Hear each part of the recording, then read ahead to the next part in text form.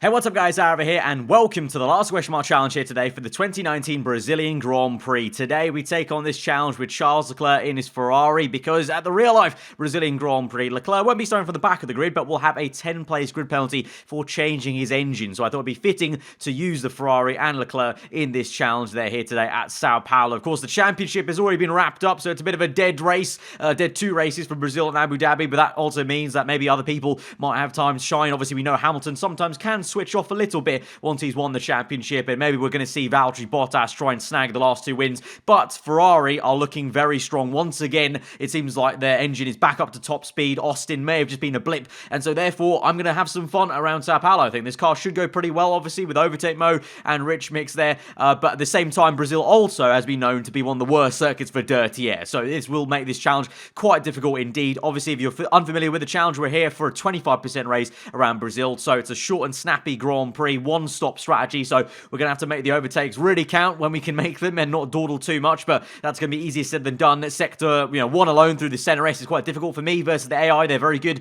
on the exit, and then Sector 2 is just very tricky to really make any kind of pass, no matter how quick your car is, but we'll try our best, of course, for this challenge, and the aim, obviously, being the Ferrari is going to be at least the podium minimum, but you would say, basing off the form of real life, we're kind of going to be aiming maybe to do the elusive last to first there, the highest, obviously, achievement we can do in this challenge today. And so before we get into the challenge, quickly guys, this video is being uploaded right after qualifying for the real life Brazilian Grand Prix, so let me know what you guys thought of qualifying, and let me know your predictions for tomorrow's race on Sunday. Obviously, if you have watched the series before, sometimes you'll know that we can do a bit of wizardry perhaps, and kind of predict maybe the podium, maybe the fast lap of the Grand Prix, maybe the race winner, or I can jinx it completely here. Let's see. Hopefully not going to jinx it for Leclerc by choosing him in this challenge, but you can see here, like I said, it's going to be a one-stop soft tire to the mediums. We'll start on that softest compounded tire and just go as long as we can in the race. But here we go then to 5 red lights to the Brazilian Grand Prix for the last question mark challenge here today with Charles Leclerc. We're underway. It's a good start for us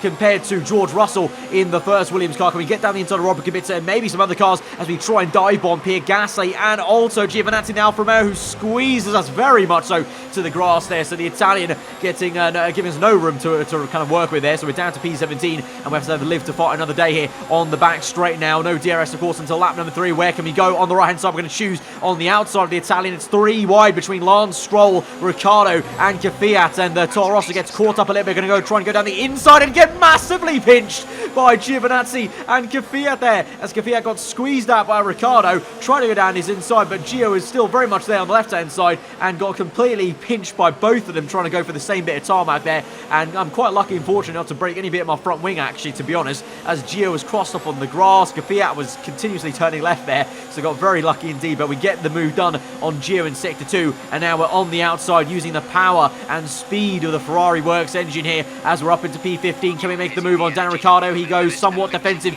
to the middle of the circuit, so we're going to go around the outside into turn 1 as Sainz makes a move to the inside of his teammate Nico Hülkenberg in the other Renault there. Lance Stroll close behind. They're now 3 wide as we go down that straight there. Fantastic racing and great scrapping away by these midfield cars so far in this Grand Prix. Only two laps gone, or not even full 2 laps, as we're now boxed in by Hülkenberg and Sainz, unfortunately there. Sainz still fighting Hülkenberg hammer and tong, and Stroll is the one that's come out on top as we narrowly miss smashing the back of Carlos Sainz. I had to brake check myself and very much stamp on the brake pedal, usually at a spot where you're still kind of accelerating into the brake zone there, but Sainz a little bit of an early brake zone for him as we now have a little gander at Hülkenberg down the inside. I thought better of it though, and instead we can try and make a move on the outside, maybe try and get the power down, dent lift off on the outside there, get pushed wide a little bit by Hülkenberg. Fair enough, of course, because that corner usually is kind of flat out and only single file most of the time, so we tried an audacious move, didn't quite work out on the corner I was hoping for. We did it on the next corner though, up the hill, and we're up into P13, and now we chase after Carlos Sainz, who's trying to get back to Lance Stroll, who did a fantastic job at getting 2 places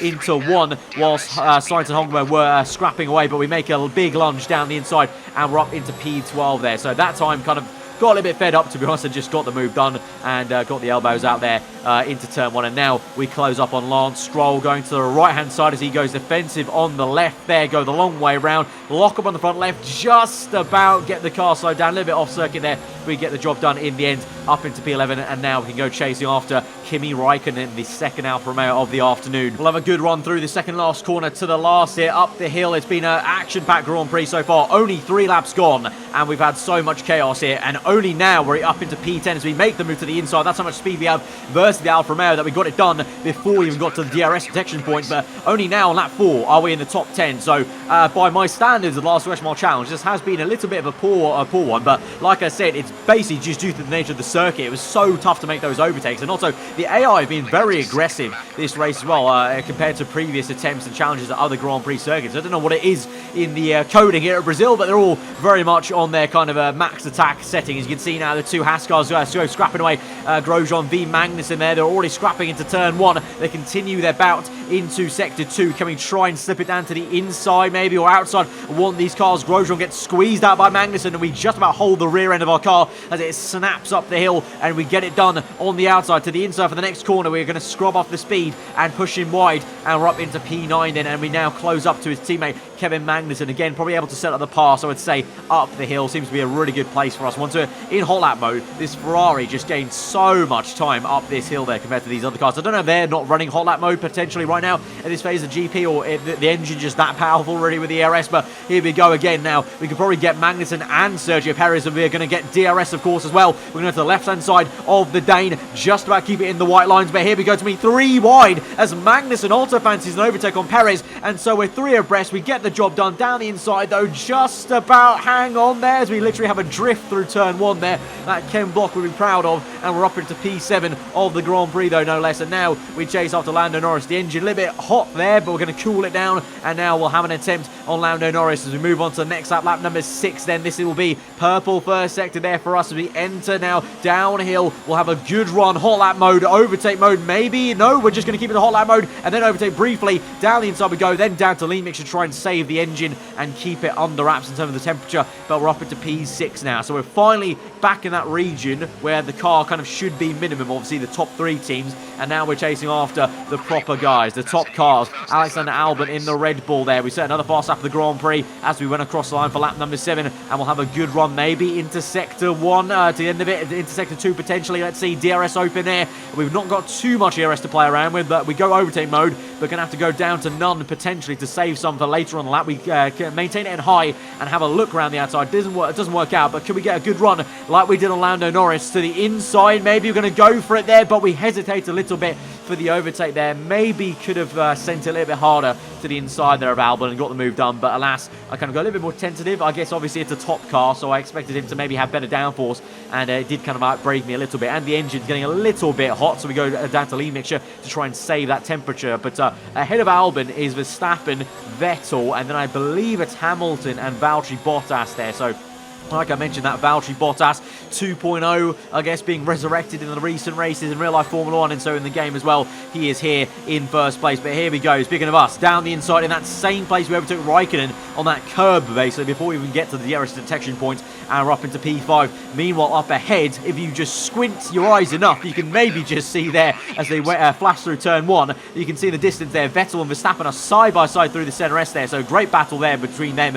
as Vettel's been overtaken, but he will come back at Verstappen and re-overtake the Dutchman onto lap number 9. Around the outside he's gone, and Vettel is back up into P3 of the Grand Prix. Verstappen down to P4 now. Can we try and get both these guys on this lap potentially before we get onto lap number 10? Going quite some way into this Grand Prix on the soft compound tire. Once again, the 25% race, has surprised me for the recent few challenges we've done of the last question mark challenge, how far the kind of soft compound has gone into that race. You know, you would have thought the 25% race they would have scaled the tire wear, but seems like they haven't really scaled it completely because the soft tire just goes so long in all these challenges. So I'm not complaining. It means we can just keep it going quicker and quicker and not have to kind of face the medium tire until much later on in the Grand Prix. But as we close up in sector 2, unable to make any kind of ends meet and ends way into Verstappen or Vettel there, as we just kind of close up and try and stay as close as we can. I imagine once again as we go through to the last few corners, we're going to have a great run up the hill. Our engineer asks us to pit onto lap number 12, so I would imagine that means Vettel